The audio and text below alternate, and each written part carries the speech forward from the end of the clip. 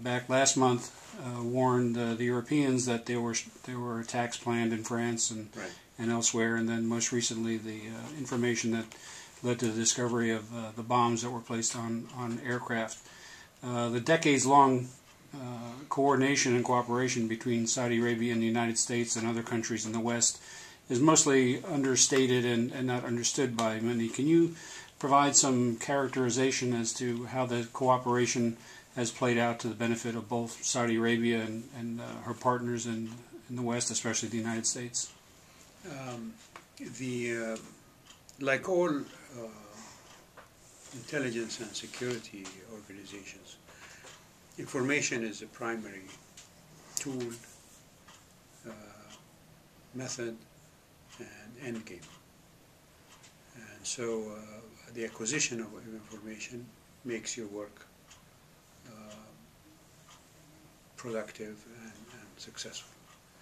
So when the kingdom and other countries cooperate in information sharing, they share the methods and the aims and the tools of that process. And the kingdom has been cooperating with the United States, as you said, for decades. Before I became Director of Intelligence, there was ongoing cooperation. During my directorship, that cooperation continued, and I'm assuming it continues today from what we've seen in the press. I have not, in my experience, seen a specific example of what happened recently, a very precise piece of information passed on from one service to another, like the one that happened between the Kingdom and the United States vis-a-vis these parcel bombs. And so I think that is an indication not only of the closeness of the cooperation between the two countries on issues like that, indicated by the timeliness of the information and the ability of the U.S. to act upon it successfully, but also of the increased sophistication and expertise, not only of Saudi Arabia, but I'm assuming of general security and intelligence apparatus throughout the world, to be able to identify and to stop such matters before they do harm.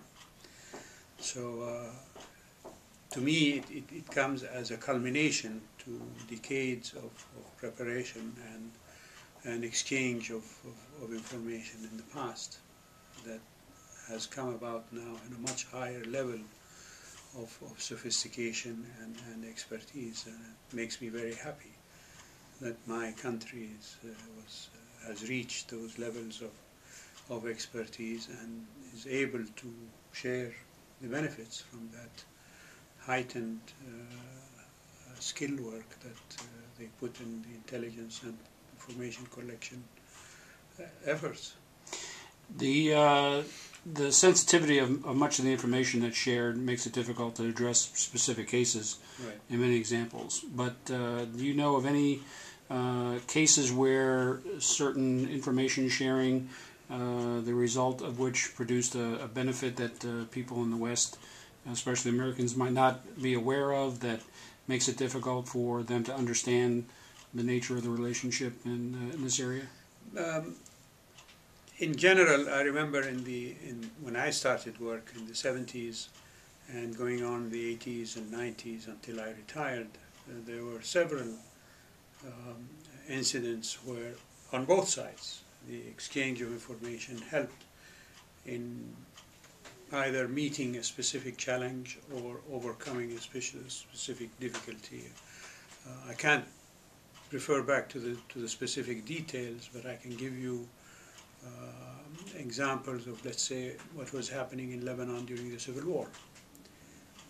There would be challenges to meet, and at that time everybody was operating against and for and with and up and down and in all directions. So finding a a compass on how these things operated was very difficult. Assassinations, attacks on positions, arms smuggling, etc., etc. There was much information exchanged between the kingdom and other security and information agencies, and particularly the CIA at that time, which helped in some cases overcome or thwart or prevent incidents from taking place, or avoiding pitfalls that may have affected either the Saudi side by receiving that kind of information from the American side, or vice versa. South Yemen was a perfect example of at that time, Marxist regime under the guidance of Soviets doing harm in North Yemen, for example. And since Yemen is in the news lately, in those days there was the exchange of information on both sides that helped in certain instances prevent or overcome or challenge some of the difficulties that were on both sides, whether it was Saudi interests that were being affected or American interests that were being. Afghanistan, of course, is a perfect example of cooperation between Saudi and American intelligence agencies, where the principal aim of opposing Soviet invasion of Afghanistan, as it started, was to prevent the Soviets from invading Pakistan, because it seemed that that was a likely extension of what had happened in December 1979 by their attack on Kabul. So helping the Pakistanis thwart that ambition was the main aim of Saudi American support at that time. And the Mujahideen, of course, were also helped to engage the Soviets in Afghanistan so that they don't come across the border and take over in Pakistan. And it was a very successful operation. It led to the Soviet defeat in Afghanistan eventually, and in my view helped very much in the breakdown of the Soviet Union. That kind of cooperation, of course, existed in those days. Now, I have absolutely no idea what's happened since I left the intelligence directorate in the kingdom, but I'm sure that that expansion has taken place.